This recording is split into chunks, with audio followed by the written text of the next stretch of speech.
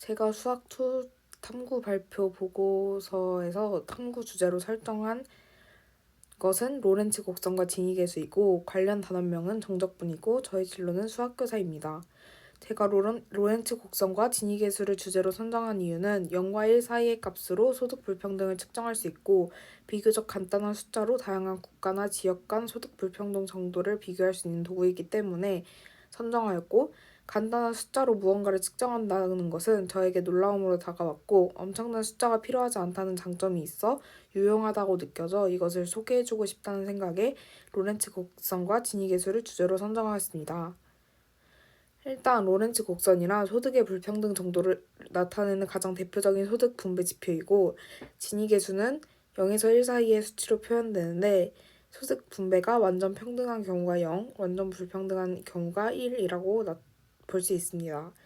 그리고 진위계수는 로렌츠 곡선을 이용하여 계산할 수 있는데, 로렌츠 곡선을 그리기 위해서는 소득이 낮은 사람부터 높은 사람 순으로 전체 인구를 나열하여 총 인구를 100으로 설정하고, 가로축은 인구 누적 비율로, 세로축은 이 사람들의 소득을 차례로 누적한 총 소득을 100으로 하는 소득 누적 비율로 설정합니다.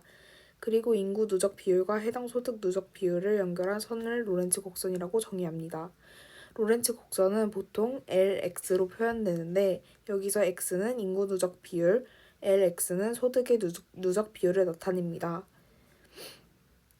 로렌츠 곡선 아래의 면적은 정적분을 통해 계산할 수 있는데, 진위계수는 로렌츠 곡선을 구한 뒤에 그래프에서 보이는 A 면적과 B 면적으로 계산을 하는 것입니다.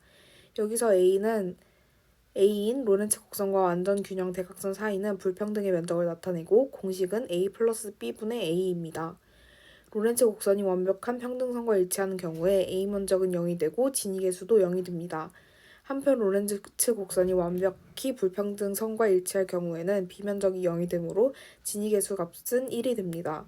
따라서 최소값은 0이고 최대값은 1이며 진위계수가 낮을수록 평등에 가깝다고 볼 수 있습니다.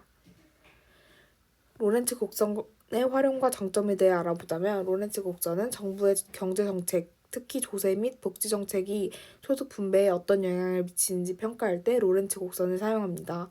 이는 정책 시행 전후의 곡선을 비교해봄으로써 정책의 효과를 시각적으로 확인할 수 있기 때문입니다.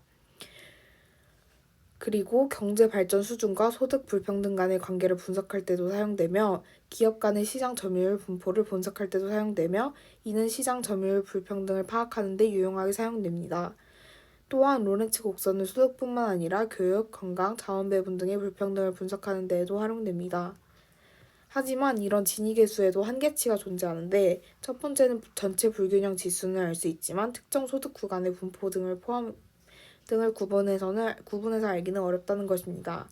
두 번째로는 진위계수는 같더라도 로렌츠 곡선의 모양이 현저히 다르면 체감하는 평등과 불평등은 다르게 느껴질 수 있고, 소득 재분배 개념이 강한 복지국가의 경우에는 소득 재분배 전과 후의 지수가 차이가 있다는 점입니다.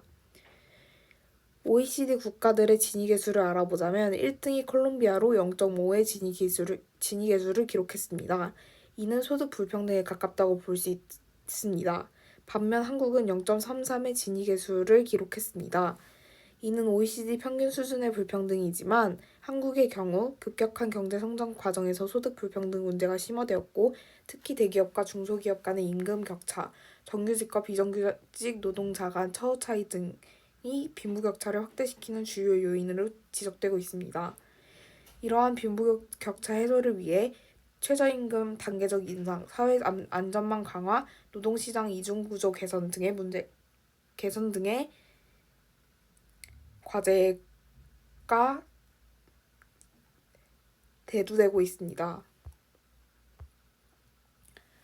저는 이 수행평가를 하며 진위계수와 로렌츠 곡선 사이의 관계에 대해 알 수 있었고, 진위계수가 0에 가까울수록 소득 격차가 줄어들고 1에 가까울수록 소득 격차가 커짐을 알 수 있었습니다.